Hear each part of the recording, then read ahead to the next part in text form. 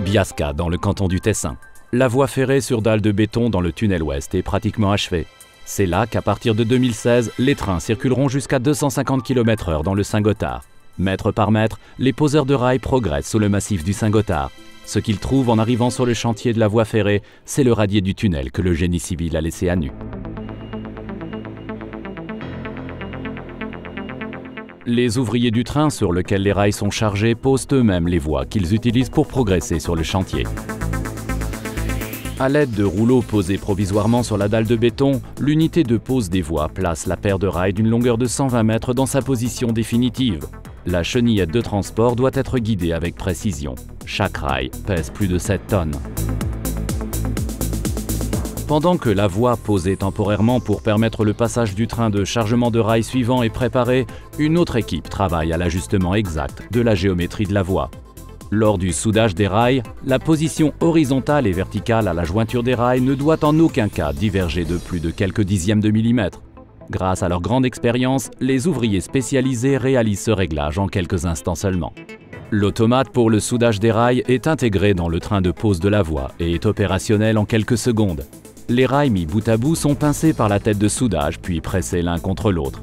Un courant électrique de plusieurs milliers d'ampères circule à travers la jointure entre les deux rails et après avoir été chauffés à blanc, les extrémités sont accolées et les deux rails ainsi soudés ensemble par refoulage.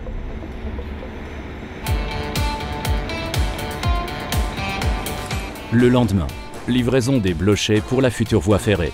C'est sur ces blochets que les rails seront montés ultérieurement. Les ouvriers posent 7200 de ces éléments sur 2 rangées.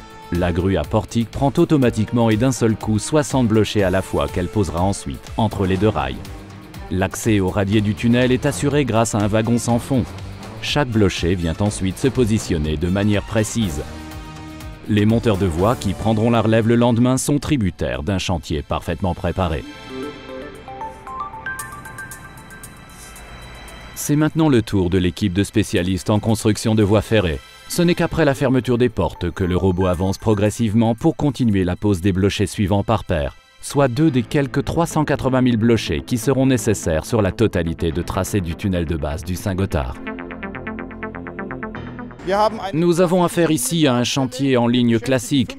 Nous employons 85 ouvriers sur le modèle des 3x8, 7 jours sur 7. À l'inverse de ce qui se fait dans la construction industrielle classique, dans laquelle le matériel se déplace vers l'ouvrier, ici, c'est l'ouvrier qui se déplace le long du chantier.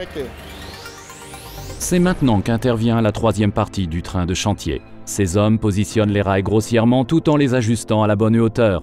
Les points d'ancrage sont enchâssés dans la banquette. Les ouvriers déterminent la position exacte du train de chantier à l'aide de ces points de mesure, ajustant ainsi le tracé des rails au millimètre près.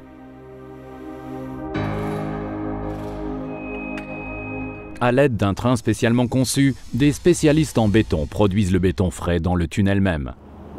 Et chaque wagon est rempli d'un mélange de sable et de gravier. Chaque wagon a une capacité de charge de 33 tonnes, ce qui représente un volume total d'environ 500 tonnes. Le wagon mélangeur se situe en tête du train.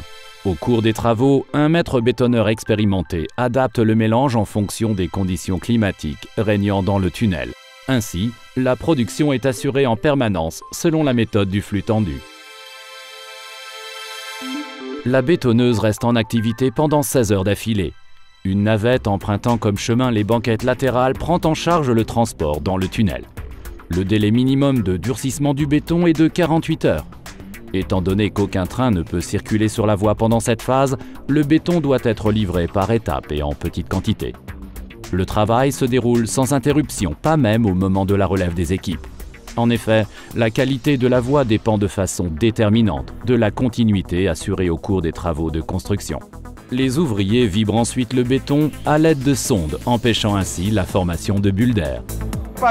La pose d'une voie ferrée sur dalle en béton exige toujours une sorte de jeu entre l'homme et la machine. Pour un tunnel d'une longueur de 57 km, il est primordial d'optimiser ce travail commun. C'est pour cette raison que devant l'entrée du tunnel, un tronçon de test de 250 mètres a été construit, permettant aux équipes de s'entraîner sur chacune des phases de construction, ce qui permet de garantir la qualité de la pose des voies à 100% sur l'ensemble du tunnel, et ceci dès le premier mètre. Les ouvriers construisent environ 200 mètres de voie en l'espace de 16 heures sans même une interruption lors de la relève. La voie ne peut être construite que de façon industrielle. Toutefois, dans certains procédés, les standards de qualité les plus élevés ne sont atteints que manuellement, comme c'est le cas pour le talochage de la surface du béton.